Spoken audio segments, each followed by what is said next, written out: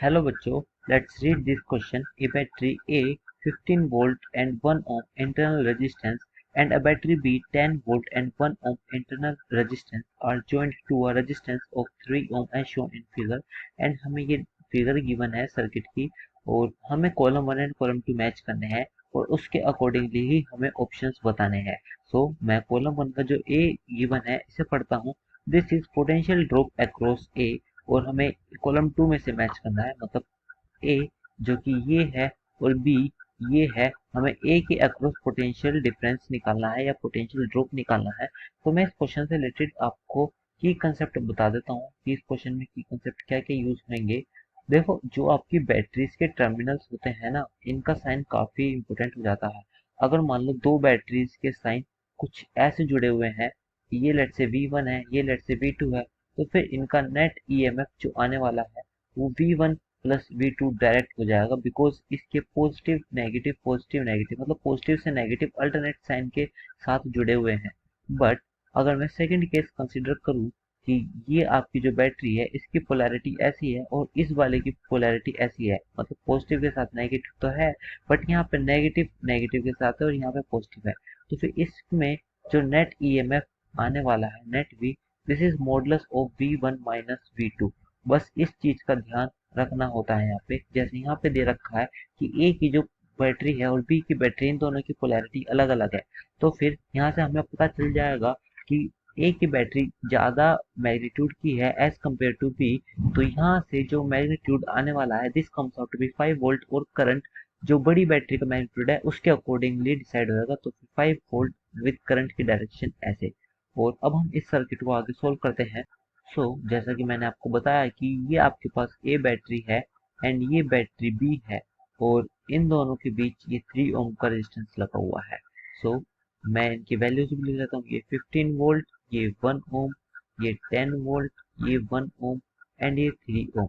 तो फिर इसका जो बैटरीज का नेट ईएमएफ आएगा this comes out to be 5 volt और जो बड़ी मैग्नीट्यूड है उसके अकॉर्डिंगली ही इसका 5 वोल्ट आने वाला है. और इन दोनों इंटरनल रेजिस्टेंस सीरीज में है तो फिर ये 2 ओम हो जाएगा और यहाँ पे 3 ओम का एक्सटर्नल रेजिस्टेंस ऑलरेडी है.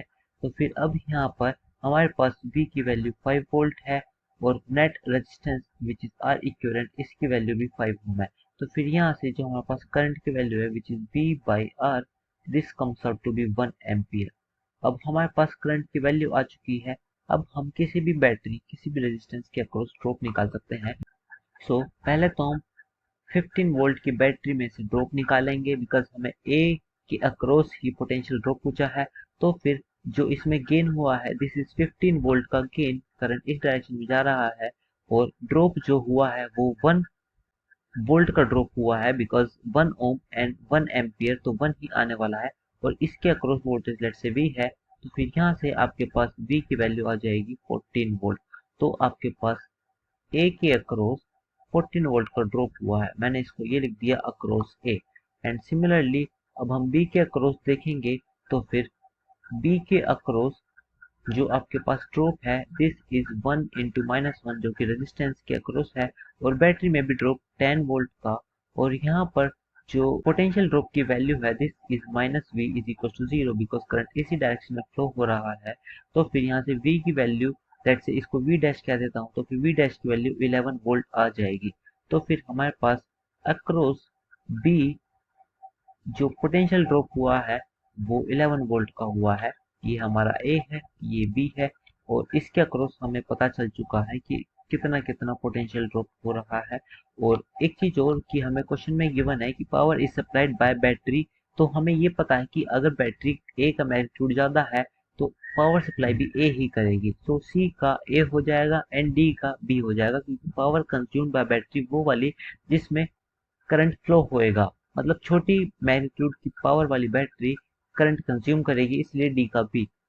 हमारा रिक्वायर्ड आंसर हो जाएगा ए का 3, बी का 5, सी का 1 एंड डी का 2. तो हमारा इसका सी ऑप्शन सही हो जाएगा. This is the correct option. I hope you guys understood this. Thank you so much. Take care.